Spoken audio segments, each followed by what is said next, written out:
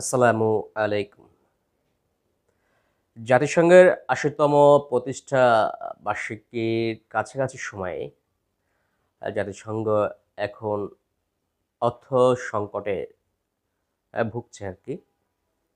এই কারণে জাতিসংঘ সিদ্ধান্ত নিয়েছে শান্তিরক্ষী বাহিনীর যে সদস্য এবং বেসামরিক কর্মকর্তা-কর্মচারী আছেন, সেখান থেকে ১/৪ লোক কমানোর সিদ্ধান্ত নিয়েছে। তারা খরচ কমানোর সিদ্ধান্ত নিয়েছে আরকি। কারণ তারা ইতিমধ্যেই একটি অর্থনৈতিক সংকটে তারা পড়েছে জাতিসংঘ। এই কারণে শান্তিরক্ষী বাহিনীর সদস্যর সংখ্যা তারা কমানোর একটি সিদ্ধান্ত নিয়েছে। এই অর্থ সংকটের কারণ হচ্ছে আপনার যুক্তরাষ্ট্র যে তহবিল দিয়ে থাকতো বা চীন, সেখানে তারা আ অনেকটা ডিউ রয়েছে তাদের, যে নির্ধারিত একটি শতকরা প্রায় ২৬% আ যুক্তরাষ্ট্র আ এই আন্তর্জাতিক যে শান্তিরক্ষী বাহিনী আছে জাতিসংঘের, এখানে তারা একটি তহবিল দিয়ে থাকতো এবং পাশাপাশি চীনও আপনার প্রায় ২৪% যে খরচ হয়ে থাকে বা যে বাজেট ধরা থেকে তার ২৪% আ চীন আপনার অর্থায়ন করে থাকতো। আর হচ্ছে যুক্তরাষ্ট্র হচ্ছে আপনার ২৬% অর্থায়ন করে থাকতো।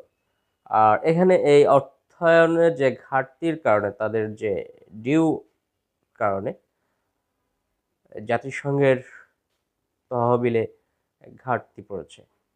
এই কারণে তারা সিদ্ধান্ত নিয়েছে যে তারা ১/৪ তার মানে আ ২৫% লোক তারা কমিয়ে এই প্রায় ৯টি মিশন থেকে এভাবে তারা ১/৪ লোক কমিয়ে নেবে।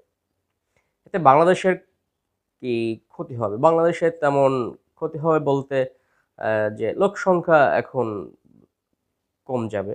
শান্তিরক্ষা বাহিনীতে তো কিছু রেমিটেন্স কম আসবে। তাছাড়া যে আন্তর্জাতিকভাবে যে সিদ্ধান্ত নিয়েছে, সে সিদ্ধান্তে শুধু একক বাংলাদেশের উপর যে এটির প্রভাব পড়বে তা কিন্তু নয়।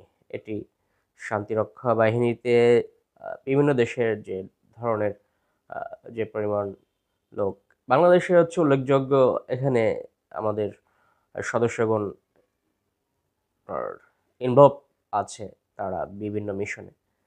সেক্ষেত্রে আমাদের লোক সংখ্যা এখন আ কম যাবে। কিন্তু এই অর্থ সংকটের মূল কারণটাই হচ্ছে আপনার যুক্তরাষ্ট্র এখন সেই অর্থ যে ছাড় তারা দিচ্ছে না, অর্থ প্রদান করছে না জাতিসংঘে।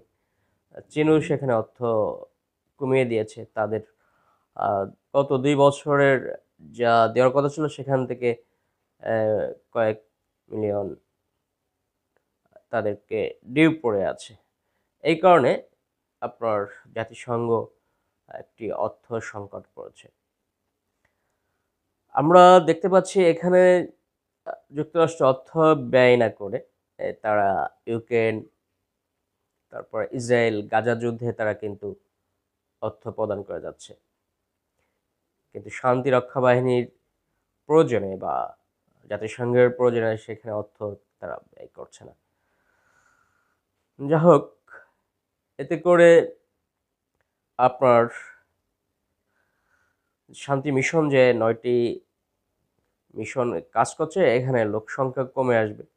এতে বিশ্বের বিভিন্ন জায়গায় যে আফ্রিকাতে এই যে আপনার উগ্রবাদী বা সন্ত্রাসী গোষ্ঠী আছে, সেখানে নিরাপত্তা এবং শান্তি বজায় রাখতে আমাদের শান্তিরক্ষা বাহিনী যে কাজ করে যাচ্ছে, সেখানে আমাদের লোকবল কমে আসবে এবং সেখানে শান্তি প্রতিষ্ঠায় ব্যাঘাত ঘটবে। এটাই আপাতত আমার কাছে মনে হচ্ছে যে, অর্থায়নের কারণে যে লোকবল কমানো বা ১/৪ লোক কমানো হবে, সেক্ষেত্রে বিশ্বের বিভিন্ন প্রান্তে যে শান্তিরক্ষী বাহিনীগুলো কাজ করে যাচ্ছিল, সেখানে সেই কাজের ব্যত্যয় ঘটবে, শান্তি প্রতিষ্ঠায় কিছুটা হলেও আপনার ঘাটতি আসবে।